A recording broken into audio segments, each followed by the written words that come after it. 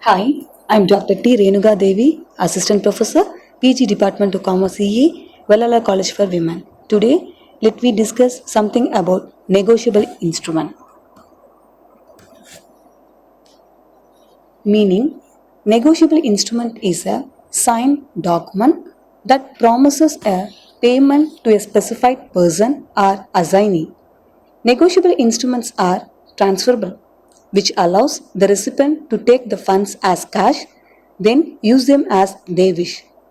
Example of negotiable instruments, which includes checks, money order, and promissory notes. Let me discuss something about characteristics of negotiable instrument. The first one is free transfer. No formality is to be complied with the transfer of a negotiable instrument. It can be easily transferred from one person to another, either by delivery or by endorsement. Transfer free from defects. Though transfer has a bad title to the instrument, he can still pass on a good title to any holder who takes it in good faith and without negligence.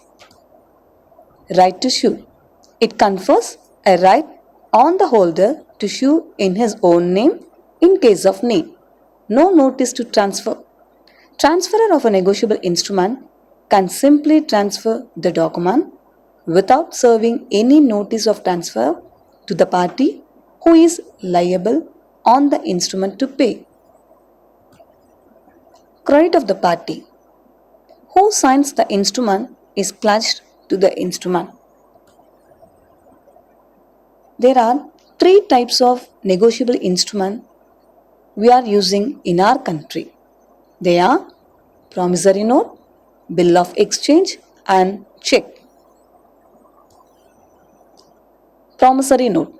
It contains a promise by the debtor to the creditor to pay a certain sum of money after a certain date. Hence, it is always drawn by the debtor. He is called the maker of the instrument. It must be in writing and it must be duly stamped. Bill of exchange. Bill of exchange means a bill drawn by a person directing another person to pay the specified sum of money to another person. A bill of exchange is of real use if it is accepted by the person directed to pay the amount. Let we have the features of bills of exchange. A bill of exchange is an instrument in writing. It is drawn and signed by the maker, that is, the drawer of the bill. It is drawn on a specific person, that is, drawee, to pay the specified amount. It also contains an unconditional order to a person whom is to be called as drawee. To make an instrument of value, the drawee must accept it. We can't override those amount there.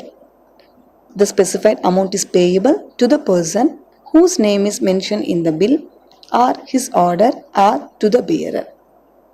It specifies the date by which amount should be paid. Payment of the bill must be in the legal currency of the country where we are making this bill, and it must be properly stamped with revenue stamp. The classifications of negotiable instrument. The first one, bearer versus order instrument. Second, inland versus foreign instrument.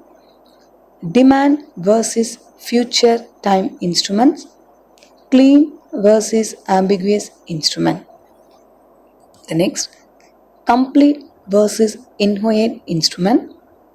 Clean versus documentary instrument. Trade versus accommodation bill.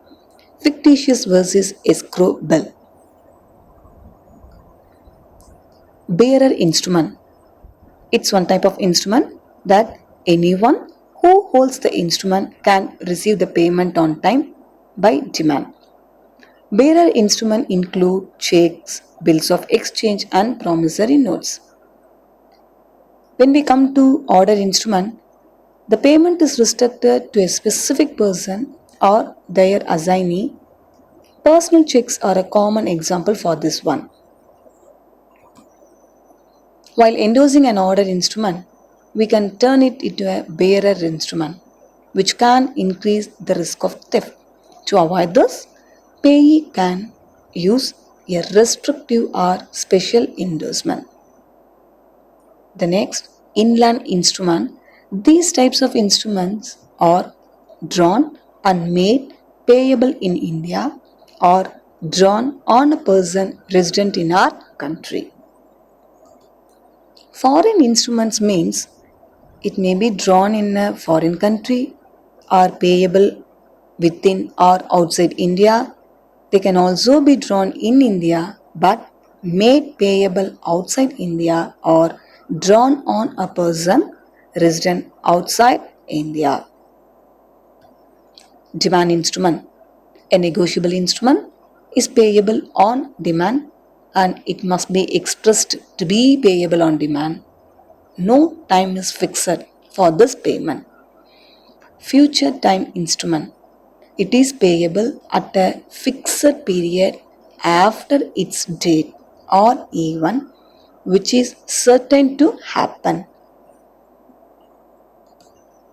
Clear instrument. This type of instrument, which can be clearly identified as bill or promissory note or check. Ambiguous instrument means which can be interpreted either as a bill or promissory note, that would be called as ambiguous instrument. The next, complete instrument. When a negotiable instrument is complete, only when all the particulars has been completely filled by the drawer, then only it to be termed as a complete instrument. Infinite instrument means it's an incomplete one, duly signed and stamped, which the holder can complete up to the value mentioned or up to the value covered by the stamp affixed on it. It is called an infinite instrument. Any person who signs such an instrument is liable to the holder in due course to the extent of such an amount introduced by the holder. Others can get back the intended amount only. Clean instrument. When the bills are attached with trade documents, they are called the documentary bill. That kind of documentary bill which has not been attached to the bill, then it will be called as a clean bill. Documentary bill is reclassified as documents against acceptance are the documentary acceptance bill and the document against payment bill or the document payment bill. Trade bill. This is drawn and accepted to settle a trade transaction. Accommodation bill means drawn and accepted for mutual help. Fictitious bill. The drawer and the payee must be a definite person. When they are fictitious, then the bill is called a fictitious bill. Escrow bill. A bill is delivered conditionally or for a special purpose, then it will be called as an escrow bill. In this, the transaction may be safely carried out without the risk of losing money. Let me discuss about check. The most commonly used negotiable instrument in our country is check. A check is a document that orders a bank to pay a specific amount of money from a person's account to the person in whose name the check has been issued. The person writing the check, known as the drawer, has a transaction banking account where the money is held. This is the image of the check. Features of check. If one, let we have some essential features or elements of a check. Instrument in writing. The check must be in writing. That means it should be in a printed form. which will be issued to the holder of the account by the banker where he keeps his account. The drawer cannot write with the help of a pen or paper to make a check. An oral order to pay does not constitute a check. Second one, it should be drawn on a banker. It is always drawn on a specific banker.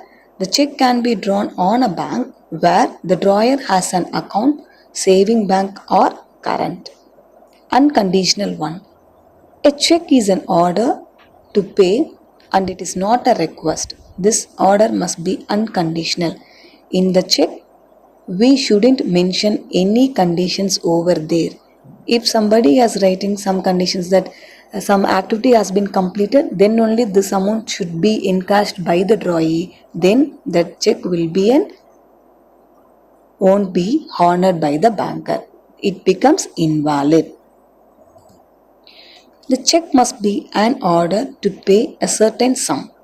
The check should contain an order to pay a certain sum of money only. If a check is drawn to do something in addition or than to pay money, it cannot be a check. Therefore, we came to know the check should be able to make only transfer of money from one person to another. Other than that, it's not be a check. It should be signed by the drawer and should be dated. A check should not carry any validity unless signed by the original drawer. It should be dated as well. Then it must be payable only on demand. Check must be an order to pay a certain sum of money on demand, but it is not necessary to the word on demand or equivalent word. There is no need to mention any words related to demand, but only by presenting the check within a time to the banker, the drawee can honor the check. Otherwise, the bank won't honor the check. Validity. A check is normally valid for 3 months from the date it bears. But now it has been extended to 6 months. Thereafter, it is termed as a stale check. A post-dated check or antedated check will not be invalid. In both cases, the validity of the check is presumed to commence from the date mentioned on it. It may be payable to the drawer himself. Checks may be payable to the drawer himself or herself. It may be drawn payable to bearer in demand, unlike a bill or a pronote. But always it should be made to the specific banker only. Check is always drawn only on a particular bank. Usually the name and address of the banker is clearly printed on the check leaf itself. We shouldn't write anything other than that. It does not require acceptance and stamp. Unlike a bill of exchange, check does not require acceptance on part of the drawee. There is, however, a custom among banks to mark checks as good for the purpose of clearance, but this marking is not an acceptance. Similarly, no revenue stamp is required to be affixed on checks. Advantages of check. It is more convenient and safer to carry around than cash. It is a negotiable instrument that can be endorsed in favor of a third party. They can be easily traced if we lost it. Crossing of checks. The crossed check is primarily any check that is crossed with two parallel lines. The lines could be drawn either across the whole check or with the top left-handed corner. It simply means that the particular check could only be deposited straight away into a bank account and would not be instantly cashed by a bank or by any credit institution. This ensures a level of security for the payer since it needs the fund to be handled with a collecting bank. This is one of example for crossed check. There are some types of check crossings there. The first one, general crossing. When a check only possesses two parallel transfers line without having anything written between them is called general crossing. When a check possesses general crossing, the payee bank can only pay the said check to a banker. This protects the issuer of the check as the amount can only be credited to the bank account of the name payee or an endorsee. Effects of general crossing. Checks which are generally crossed by the drawer can only be paid into a bank account of the payee whose name written on the check. They cannot be encashed over the counter by the payee. Only it can be the amount will be transferred to their account. Both bearer and the order checks can be crossed. However, drawer can make it bearer check by cancelling the crossing. Writing that crossing is cancelled and putting full signature verifying the crossing is cancelled. The significance. The effect of general crossing is that it gives a direction to the paying banker. The direction is that the paying banker should not pay the check at the counter. Only the amount will be transferred to his or her account. If a crossed check is paid at the counter in contravention of the crossing, the banker is liable. He has no right to debit his customer's account since it will constitute a breach of his customer's mandate. He will be liable to the drawer for any loss which he may suffer. He will be liable to the true owner of the check who may be the third party. The main intention of crossing a check is to give protection to it. Example of crossed check. Second one, special crossing. Where the line of crossing has the name of the specific banker, then the payment can be obtained only by the said bank whose name is written between the crossing of line. The drawing of two parallel lines is not necessary in case of specially crossed check. The object of special crossing is to direct the drawee banker to pay the check only if it is presented through the particular bank mentioned therein. This makes the check safer. Effects of special crossing. The bank makes payment only to the banker whose name is written in special crossing. There can be two special crossing in this. Collecting banker and add an additional crossing and write the name of other banker who act as their agent in collection of check. It allows other bank to collect the amount on their behalf. Essential of special crossing. Two parallel transverse lines are not at all essential for a special crossing. The name of the banker must be necessarily specified across the face of the check. The name of the banker itself constitutes special crossing. It must appear on the left hand side, preferably on the corner. The two parallel transverse line and the words not negotiable be added to a special crossing, much safer than general crossing. Significance.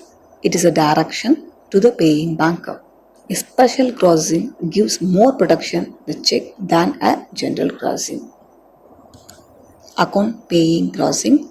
When the check has account payee written between the crossed lines and account payee is added to a case of general or special crossing, then it will be called as restrictive crossing. In this case, the collecting bank has to credit the amount of the check in the payee's bank account only. It is also considered the safest form of crossing and is widely used in the market. Most businessmen are carrying this account payee crossing only to pay the check to their client. Effects of restrictive crossing. This crossing restricts the connecting banker to make the payment in account of payee named in the check. If collecting banker credit the amount to any third person other than payee, he will be liable for any loss arising to the drawer or payee. Not negotiable crossing. When not negotiable is written between the crossing line, the check is said to be non-negotiable one. The effect of this check is that the person accepting not negotiable check shall not be allowed to pass the title of the holder to any other person. That means we can't transfer a check to somebody else. A better title can't be passed on to any other party. This crossing does not affect the transferability of the check. A bank therefore should be extra careful in paying such checks. The payment should be made only after he is satisfied that the person demanding payment is the person entitled to receive it. Effect of not negotiable crossing. The effect of not negotiable crossing is that check lost its essential features of a negotiable instrument. The transferee of such crossed check cannot get a better title than that of transferor.